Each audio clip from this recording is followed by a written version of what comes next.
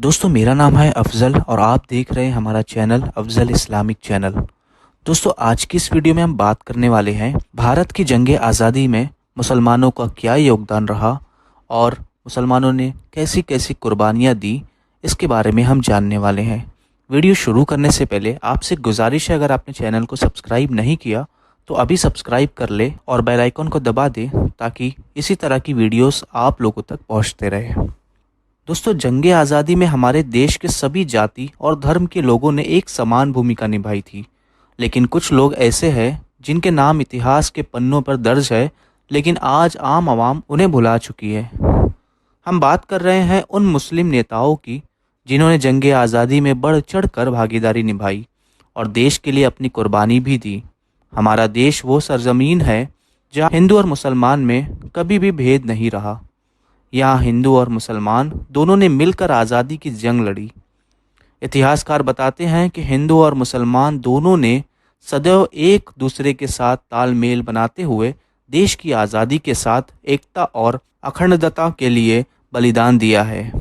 दोस्तों 1498 की शुरुआत से लेकर 1947 तक मुसलमान न सिर्फ विदेशी आक्रमणियों से जंग लड़ते हुए शहीद हुए, बल्कि अपना बहुत कुछ कुर्बान कर दिया।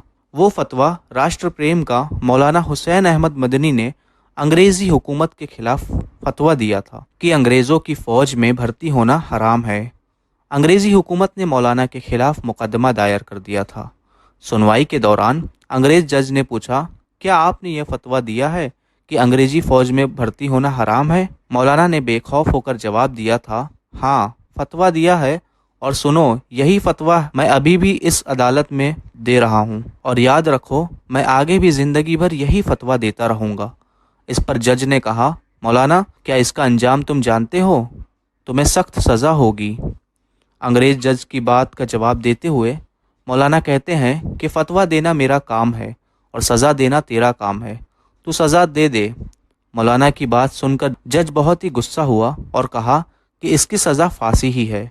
इस पर मौलाना मुस्कुराते हुए अपनी झोली से एक कपड़ा निकालकर मेज पर रख देते हैं। अंग्रेज़ जज ने मौलाना से पूछा, ये क्या है मौलाना? मौलाना ने जवाब दिया कि ये कफन का कपड़ा है। मैं अपने घर से आते वक्त कफन अपने साथ ही लेकर आया था।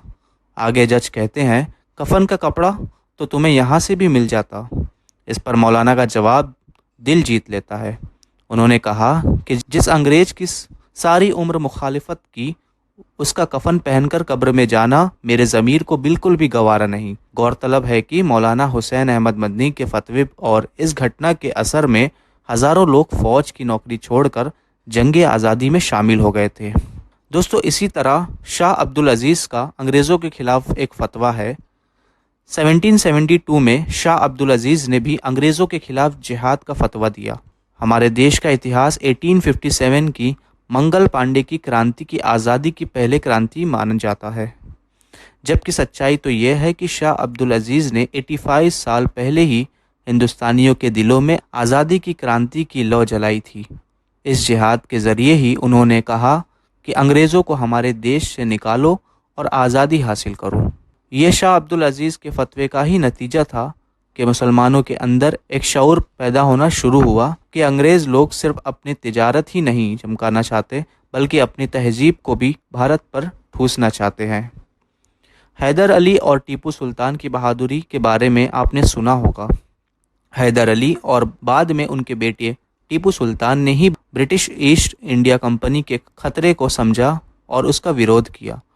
टीपू सुल्तान भारत के इतिहास में एक ऐसा योद्धा है जिनकी दिमागी सूझबूझ और बहादुरी ने अंग्रेज़ों को घुटने टेकने पर मजबूर कर दिया था। अपनी बहादुरी के कारण ही वो शेर मैसूर कहलाए थे। अंग्रेज़ों से लोहा मनवाने वाले बहादुर बादशाह टीपू सुल्तान ने ही हमारे देश में अंग्रेज़ों के जुल्म और सितम के खिलाफ बिगुल बजाया और जान की बाजी लगा दी, मगर अंग्रेज़ों से समझौता बिल्कुल भी नहीं किया। टीपू सुल्तान अपनी आखिरी सांस अंग्रेज़ों से लड़ते रहे और शहीद हो गए। टीपू सुल्तान की बहादुरी को देखते हुए पूर्व राष्ट्रपति डॉक्टर APJ अब्दुल कलाम ने उन्हें विश्व का सबसे पहला रॉकेट आविष्कारक भी बताया था। इसी तरह दोस्तों इतिहास में बहादुर शाह जफर के बारे में भी हम जान लेते हैं। भारत में मुगल साम्राज्य के आखिरी शहंशाह और उर्दू भाषा के माने हुए शायर बहादुर शाह जफर ने 1857 के प्रथम भारतीय स्वतंत्रता संग्राम में भारतीय सिपाही का नेतृत्व किया था। इस जंग में हार के बाद ही अंग्रेजों ने उन्हें बर्मा भेज दिया, जहां उनकी वफात हुई थी। दोस्तों, गदर आंदोलन के बारे में अगर आपसे बात करें, गदर शब्द का मतलब होता है कि विद्रोह। इसका मुख्य उद्देश्य हिंदुस्तान में क्रांति लाना था, जिसके लिए अंग्रेजी नियंत्रण से भारत को स्वतंत्र कराना जरूरी था। गदर पार्टी का हेडक्वार्टर सैन फ्रांसिस्को में स्थापित किया गया। भोपाल के बरकतुल्ला गदर पार्टी के संस्थापकों में से एक थे। उन्होंने ही ब्रिटिश विरोधी संगठनों से नेटवर्क बनाया था। गदर पार्टी के सैयद शाह रहमत ने भी फ्रांस में एक भूमिगत क्रांतिकारी तौर में काम किया और 1957 में असफल गदर में उनकी भूमिका के लिए उन्हें फांसी की सज़ा दे दी गई। फैज़ाबाद उत्तर प्रदेश के अली अहमद सिद्दीकी ने जौनपुर के सैयद मुश्तबा हुसैन के साथ मिलकर और बर्मा के भारतीय विद्रोह की योजना बनाई और 1917 में उन्हें फांसी दे दी गई। खुदाई खिदमतगार मूवमेंट। लाल कुर्ती आंदोलन भारत में पश्चिमोत्तर सीमांत प्रांत में अब्दुल गफ्फार खान द्वारा भारतीय राष्ट्रीय कांग्रेस के समर्थन में खुदाई खिदमतगार के नाम से चलाया था, जो कि हमारे देश का ऐतिहासिक आंदोलन था। विद्रोह के आरोप में उनकी पहली गिरफ्तारी 3 साल के लिए हुई थी।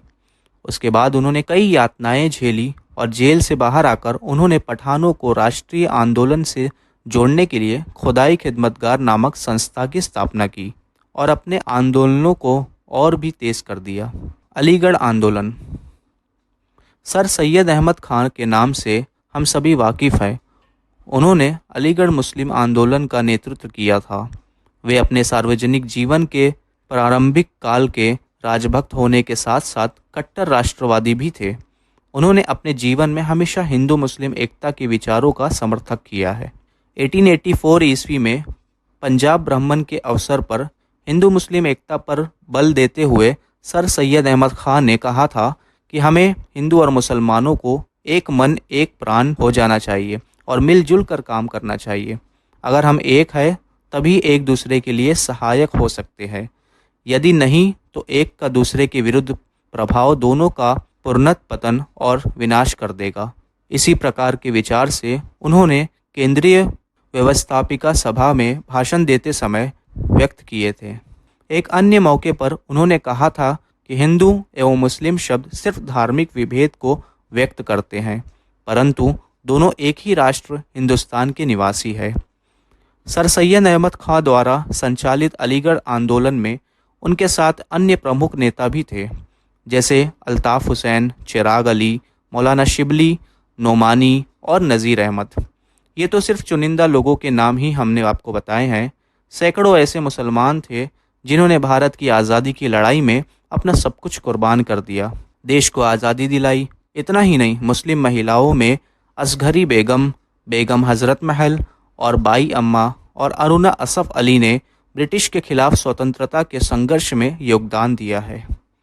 आज सबसे बढ़कर अफसोस तो ये है कि भारत के स्वतंत्रता आंदोलन में इतने मुसलमानों के शहीद होने के बाद भी हमें मुसलमानों के योगदान के बारे में कुछ भी नहीं बताया जाता है। अफसोस ये है कि जिन हिंदू और मुसलमान के बदौलत हमें आज़ादी नसीब हुई, कुछ संगठनों को उन मुसलमानों की कुर्बानी बिल्कुल भी याद नहीं है। आज के वक्त में इन मुट्ठी भर लोगों ने ये भ्रम फैला रखा है कि मुसलमानों ने इस देश की आज़ादी के लिए कुछ नहीं किया। ऐसे में उन्हें यह जान लेना चाहिए कि हिंदुस्तान के लिए मुसलमान कुर्बानियाँ देते आए हैं और आगे भी देते रहेंगे। इसलिए एक अपील अपने उन तमाम मुस्लिम भाइयों बहनों से, जहाँ जहाँ तक हमारा ये वीडियो पहुँचे, अपने बच्चों को इस्लामी तारीख ज़रूर पढ़ाओ, साथ ही उलमाए दीन के कारनामे सुनाओ। जो चीज़ इस मुल्क के इतिहास से गायब कर दी गई है उसे तुम खुद ही अपने बच्चे बच्चियों को बताओ। हमारा उद्देश्य किसी पर भी आघात एवं आलोचनात्मक प्रहार करना तथा किसी को भी नीचा दिखलाना बिल्कुल भी नहीं है। साथ ही साहित्य प्रवाह को अवरुद्ध करना भी नहीं है और मुझे भारतीय होने पर गर्व है। तो दोस्तों, ये थी वो इतिहास की बातें जो आज हमसे छुपाई जाती है। ये भारत देश जितना हिंदुओं का है उतना ही मुसलमानों का है। उम्मीद है आप लोगों को ये वीडियो पसंद आई हो अगर पसंद आई तो लाइक कर दें, चैनल पे नए हैं तो सब्सक्राइब करें ताकि इसी तरह की वीडियो आप लोगों तक हम पहुंचाते